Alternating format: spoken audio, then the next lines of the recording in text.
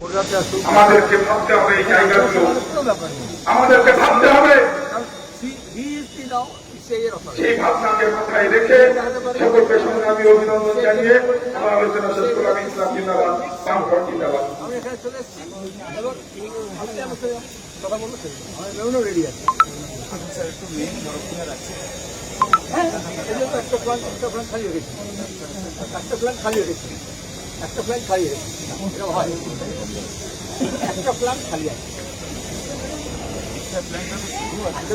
বক্তব্য রাখবেন ময়ূর বিশ্বাস।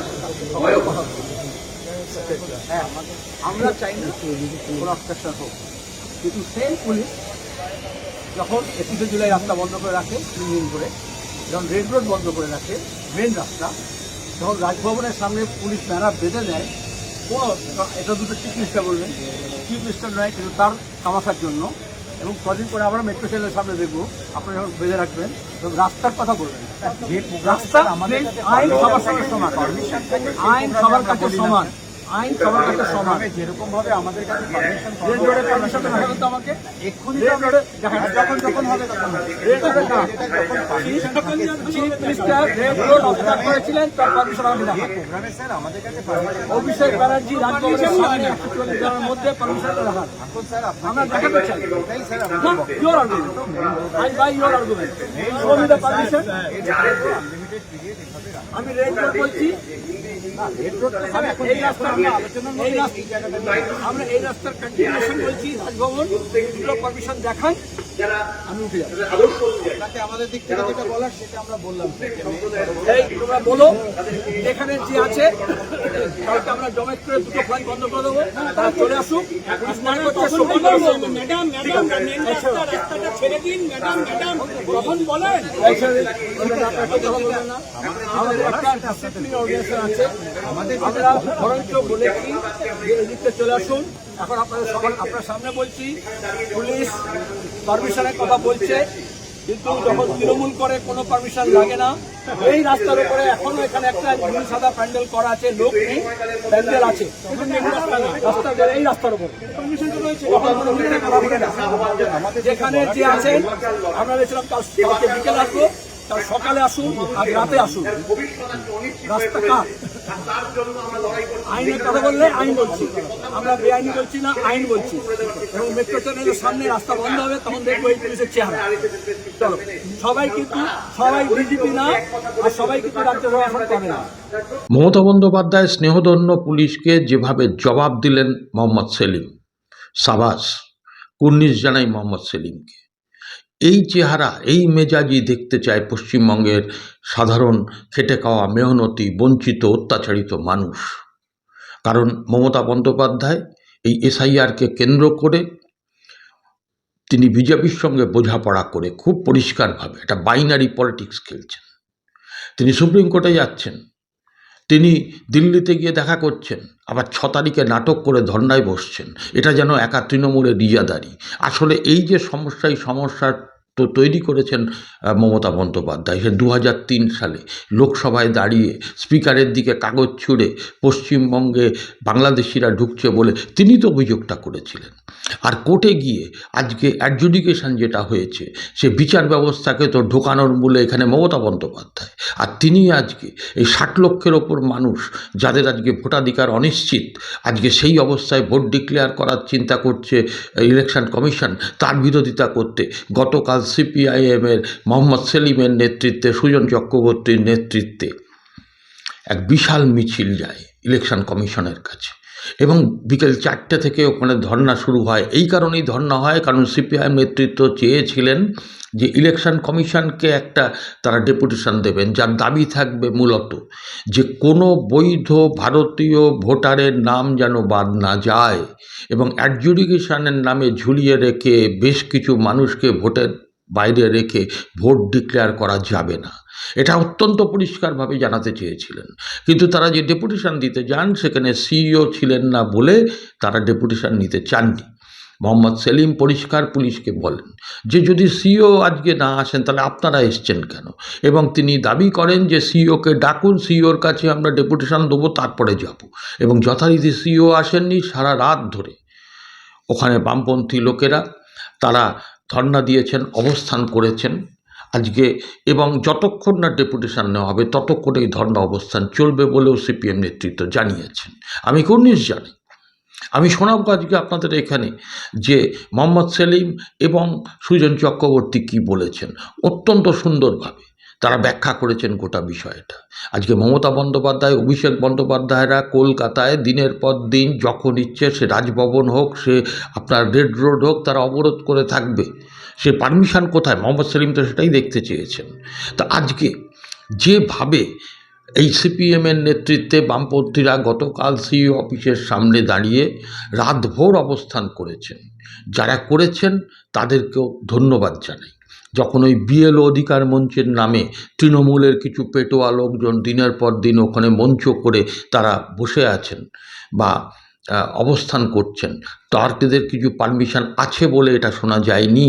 তো যাই হোক, আমি কথা না বাড়িয়ে আমি খালি একটা কথাই বলবো, বামপন্থীদের দাবি অত্যন্ত সঠিক যে কোনো বৈধ ভোটারের নাম ইলেকশন কমিশন বাদ রেখে নির্বাচন ঘোষণা করতে পারবেন না, তাহলে আগুন জ্বলে যাবে পশ্চিমবঙ্গে, এটা জানিয়েছেন সিপিআইএম নেতৃত্ব।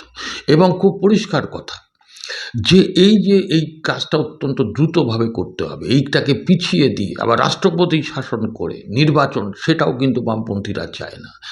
আপনারা আরও যে জুডিশিয়াল অফিসার ম্যাজিস্ট্রেটদের আসার কথা ঝাড়খণ্ড এবং উড়িষ্যা থেকে, সেগুলোকে তাড়াতাড়ি আনার ব্যবস্থা করে নির্দিষ্ট সময়ের মধ্যে এই কাজ সম্পন্ন করে তারপরেই নির্বাচন ডিক্লেয়ার করতে হবে। এটা অত্যন্ত যুক্তিযুক্ত দাবি। আর এই দাবিতে আজকে অবস্থান কালকে সারা রাত চলেছে, এখনও চলছে।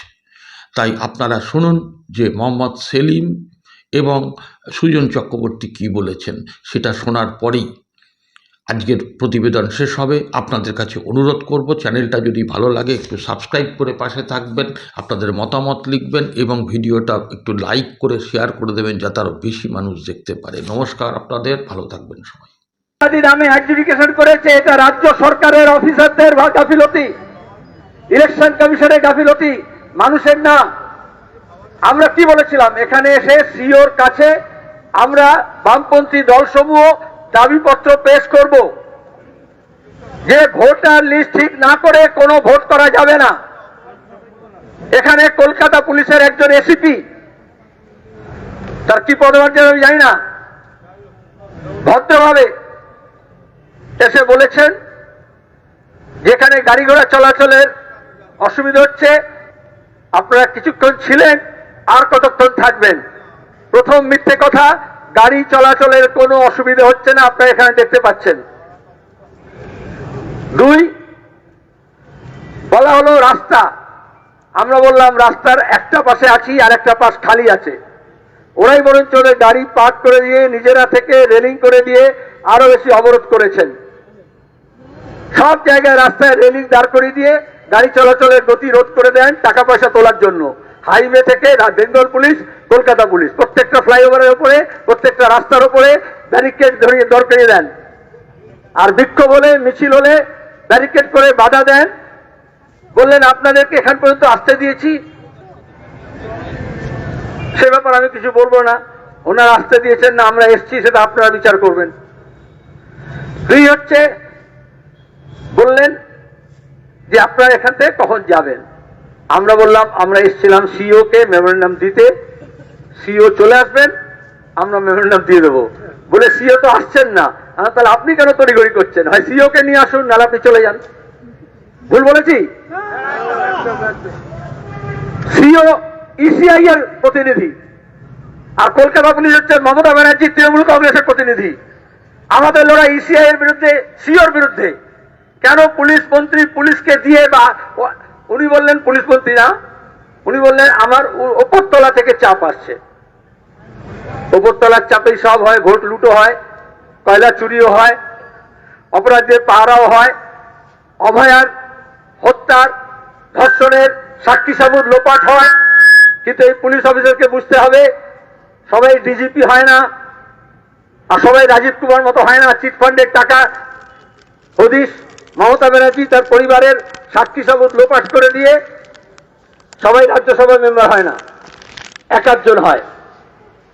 কলকাতা পুলিশের সঙ্গে আমাদের কোনো ঝামেলা নেই, আমি বললাম আমরা একটা পাশে আছি, আর একটা পাশ থেকে গাড়ি চলাচল করতে পারে, কিন্তু সন্ধ্যে থেকে একটা গাড়ির হর্নও আমরা শুনতে পাইনি, একটাও জ্যাম হয়নি।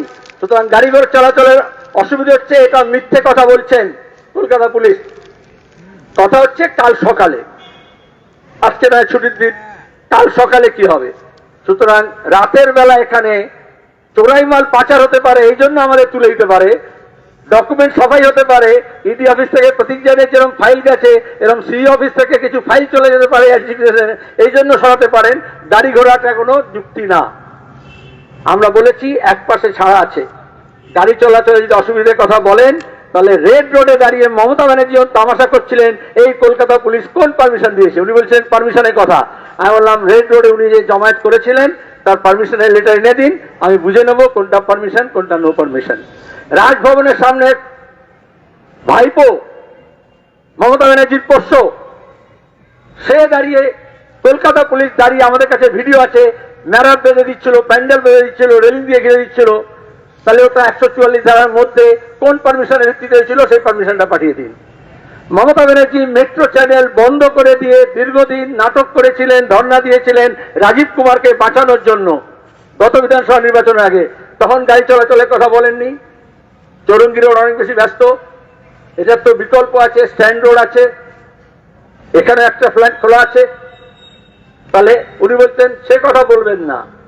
আমি বললাম পারমিশনের কথা বলেছেন বলেই আমরা বলছি, রেড রোডে রাজভবনের সামনে এবং মেট্রো চ্যানেলের পারমিশনের কপিটা আমরা দিন, আমরা কালকে সকালে হাইকোর্টে চলে যাব, তারপরে পারমিশন কাকে বলে না পুলিশ কমিশনারকে হাইকোর্টে ডেকে নেব। তার আগে আমরা এখান থেকে নড়বো না। আরো যারা যারা শুনছেন এই মিডিয়া মারফত, সোশ্যাল মিডিয়া মারফত, আপনারা লাইভ করুন, পুলিশ কিছু মোবিলাইজেশন করছে, আমাদের মোবিলাইজেশন তার থেকে বেশি হবে। এই যে আমরা এখানে গেড়ে বসলাম, এখান থেকে আমরা নড়বো না। কি রাজি?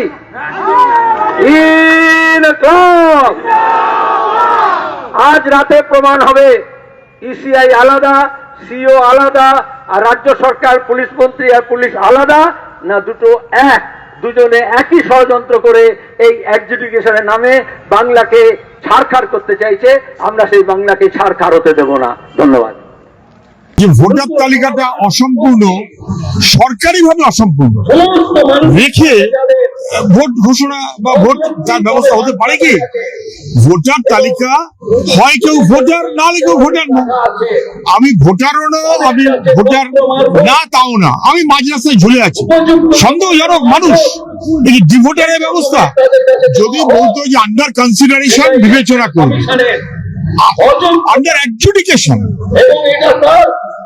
বিচারাধীন, আপনাকে বিচার করে ভোটার করলে আপনি ভোটে দাঁড়াতে পারবেন, আপনি ভোট দিতে পারবেন। যদি আপনাকে বিচার করে ডিসপোজ অফ করে দেয় যে আপনি খারিজ, আপনি আবার অ্যাপ্লাই করতে পারবেন নতুন করে ভোটার হওয়ার জন্য। কিন্তু যদি আন্ডার অ্যাডজুডিকেশন রেখে দেয় আপনি না ভোটার, আপনি না ভোটার হওয়ার জন্য অ্যাপ্লাই করার যোগ্য। ওনার তো রাস্তা নেমে প্রতিবাদ করার আগের কাজগুলো তিনি করেছেন। উনি তো এক্সিকিউটিভ হেড, এক্সিকিউটিভের হেড হিসেবে যে কাজটা করা উচিত ছিল সরকারের, তার ডিএম, তার বিডিও, তারা নামের বানানের ভুলটা ঠিক করতে পারলো না। সেই ভুলগুলোকে রেখে দিয়ে একটা এমন কাণ্ডটা করলো এবং ঠিক অফিসার দিল না, এমন একটা কাণ্ড করলো। তারপরে কোর্টে গিয়ে নিজেরা হাজির হলো, মুখ্যমন্ত্রী নিজে গিয়ে হাজির হলেন কোর্টে, এবং সেইখানে গিয়ে জুডিশিয়ারিকে ইনভলভ করিয়ে দেবার দায় মুখ্যমন্ত্রী অস্বীকার করতে পারবেন? ওনার তো উচিত ছিল এক্সিকিউটিভ হেড হিসেবে যে ব্যবস্থাগুলো করার সেটা করা উনি করেননি। আচ্ছা, লেজিসলেচার, এখানে অন্যান্য রাজ্যে সর্বদলীয় সভা হয়েছে, বিধানসভার অধিবেশন থেকে রেজলিউশন হয়েছে, এখানে উনি না করেছেন সর্বদলীয় সভা, না করেছেন এক্সিকিউটিভ হেড হিসেবে, না করেছেন লেজিসলেচারের বিহাফে একটা রেজলিউশন বিধানসভার।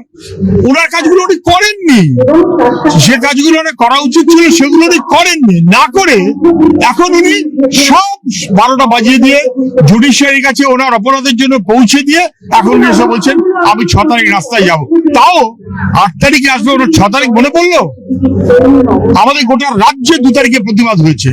আজকে এখানে আমরা বিক্ষোভ করছি, প্রয়োজনে সারা রাত থাকবো। আগামীকাল, আগামী পরশুদিন গোটা রাজ্য জুড়ে আবারও প্রতিবাদ চলবে। উনি তো লোক দেখানোর জন্য করছেন। ওনার ভোটার লিস্টে কারোর নাম থাকুক না থাকুক কিছু এসে যায় না, কারণ মৃত মানুষের নাম রেখে ভুতুরে ভোটারে ভোট দিতে উনি অভ্যস্ত।